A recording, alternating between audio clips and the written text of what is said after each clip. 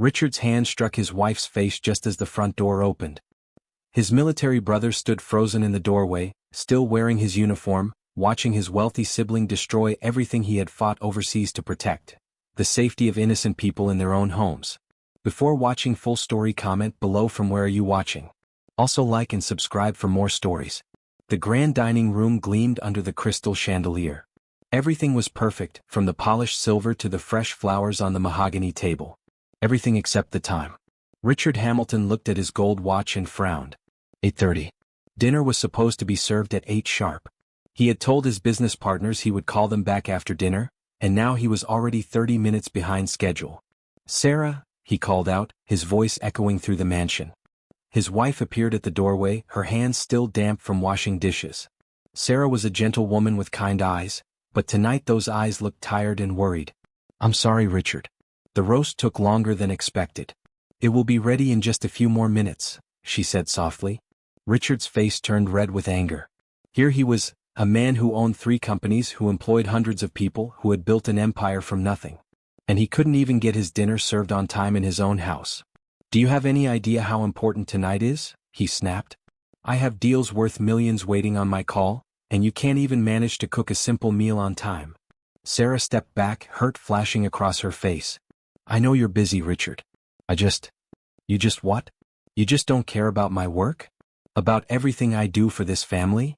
His voice grew louder with each word. The truth was, Sarah cared deeply. She had given up her own teaching career when they married 15 years ago. She had supported Richard through the long nights when he was building his first business. She had been there through every success and every setback, never complaining, always understanding. But Richard had forgotten all of that. Success had changed him. Money had changed him. He now saw only his own needs, his own schedule, his own importance. "I work 16 hours a day to give you this life," he shouted, gesturing around the expensive room. "The least you can do is have my dinner ready when I ask for it." Sarah's eyes filled with tears, but she tried to stay calm. "Richard, please. You're tired. Let's just have dinner and—" That's when it happened. Richard's hand moved faster than his brain could stop it. The sound of his palm hitting Sarah's cheek echoed through the room like a gunshot. Sarah gasped, her hand flying to her face. She stared at her husband in shock and pain. In 15 years of marriage, he had never laid a hand on her. Never even raised his voice until the money started pouring in. "Now look what you made me do," Richard said, but his voice had lost some of its anger. Deep down he knew he had crossed a line. Sarah stood there, silent, tears rolling down her cheeks. She didn't say a word. She just looked at the man she had once loved with all her heart, the man who had now become a stranger. The silence stretched between them, heavy and painful. Then they heard the sound of a key in the front door. Richard frowned. Who could that be at this hour? The front door opened and they heard footsteps in the hallway. Heavy, steady footsteps that Richard recognized immediately. "Richard? Sarah?" "I'm home," came a deep, familiar voice.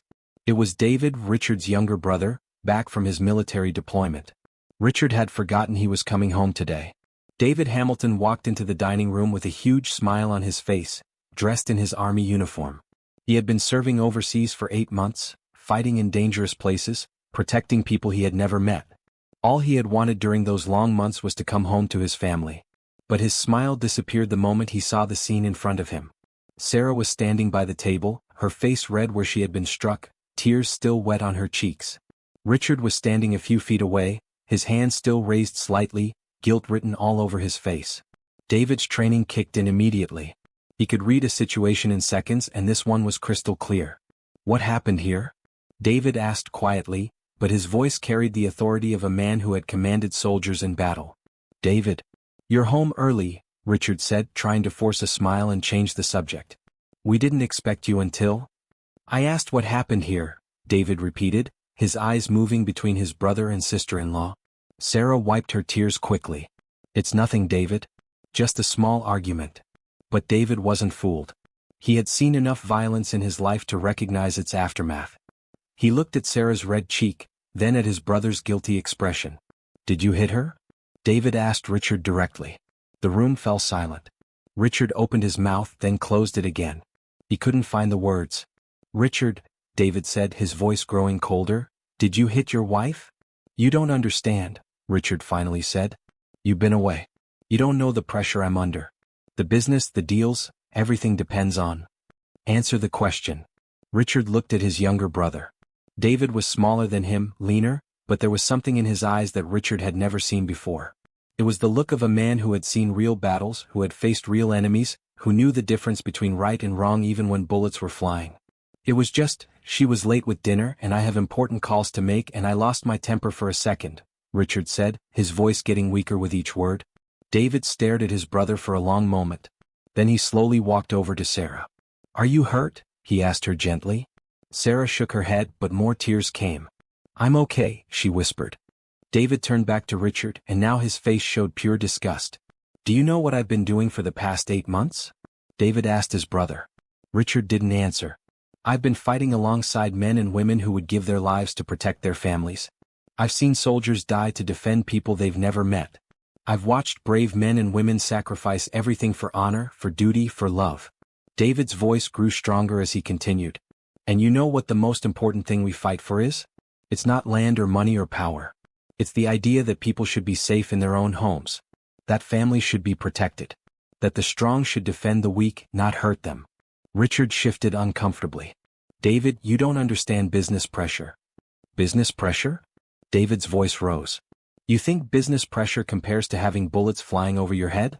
You think a late dinner is more stressful than watching your friends get wounded? He stepped closer to his brother. I've been in foxholes with men who haven't seen their wives in a year, and all they talk about is how much they love them, how they can't wait to hold them again. And here you are, in your fancy house, with a woman who has devoted her life to you, and you hit her because dinner was 30 minutes late. The shame on Richard's face was obvious now. He had never seen his brother like this. David had always been the quieter one, the one who avoided conflict. But war had changed him just as money had changed Richard. Sarah, David said, turning to his sister-in-law, pack a bag. You're coming to stay with me until this gets sorted out. David, no, Sarah said quickly. This is my home. My marriage. I can't just. Yes, you can, David said firmly but kindly. Nobody should have to live in fear. Nobody should be hurt by the people who are supposed to love them most. He looked back at Richard. And you? You need to take a long, hard look at what you've become. Richard felt something he hadn't felt in years, shame. Real, deep shame that cut through all his pride and arrogance. I built all of this, he said weakly, gesturing around the room. The house, the cars, the life we have. I did it all for her, for us. No, David said. You did it for yourself. If you had done it for her, you would never have raised your hand to her. The truth of those words hit Richard like a physical blow. He looked around the dining room at all the expensive things he had bought, all the symbols of his success. But for the first time he realized how empty it all felt. In the army, David continued, we have a saying, honor before profit. It means doing the right thing is more important than making money.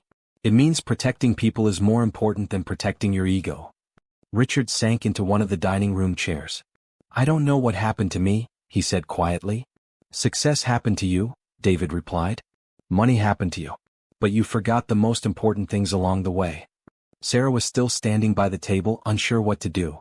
She loved her husband, despite what had just happened. But she was also afraid and she was tired of feeling small and unimportant in her own home. Richard, she said softly, I have supported you through everything. I gave up my career, my friends, my own dreams to help you build yours. All I ever asked for in return was respect and love. Her voice grew stronger as she spoke. I don't need the fancy house or the expensive cars. I just needed my husband to treat me like I mattered.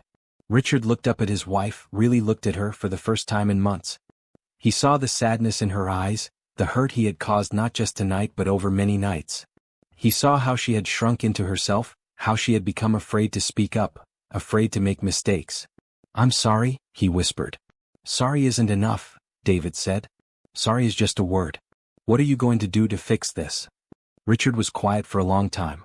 The room was so silent they could hear the grandfather clock ticking in the hallway. Finally Richard stood up. He walked over to Sarah, moving slowly so he wouldn't frighten her. Sarah, he said, I don't deserve your forgiveness. I don't deserve you. But if you'll let me, I want to try to become the man you married again. The man you deserved all along. Sarah looked at him through her tears. How do I know you mean it? How do I know this won't happen again? Richard looked at his brother. David had risked his life for strangers. He had come home as a man of honor. Meanwhile, Richard had become wealthy but lost his soul. I'm going to get help, Richard said. I'm going to talk to someone about my anger, about what success has done to me. And I'm going to remember that being a good husband is more important than being a successful businessman. He paused, then added, and if I ever raise my hand to you again, I want you to leave me immediately. I want you to know that you deserve better than that. You've always deserved better than that. David watched his brother carefully. He had learned to judge men quickly in the army. He could tell when someone was lying and when they were telling the truth. Words are easy, Richard, David said. Actions are harder. If you really want to change, you need to prove it every day, not just say it once. I will, Richard said. I promise I will. Sarah stood there, torn between hope and fear. She wanted to believe her husband could change, but she had been hurt too deeply to trust easily. I think, she said slowly, I would like to stay with David for a few days. Just to think. Just to figure out what I need. Richard's face fell, but he nodded. Whatever you need. Whatever time you need. As David helped Sarah pack a small bag, Richard sat alone in his expensive dining room. The roast that had caused all the trouble was probably burned by now. His business calls would have to wait. For the first time in years, Richard realized that none of that mattered. The only thing that mattered was the woman upstairs packing her clothes, wondering if her marriage could be saved. The only thing that mattered was becoming a man his brother could respect again. The only thing that mattered was learning that real strength meant protecting the people you love, not hurting them. As he sat in the silence of his mansion, Richard finally understood what his brother had tried to tell him. Honor wasn't something you could buy. Respect wasn't something you could demand. Love wasn't something you could take for granted. These were things you had to earn every single day through your actions and your choices. And Richard had a lot of work to do.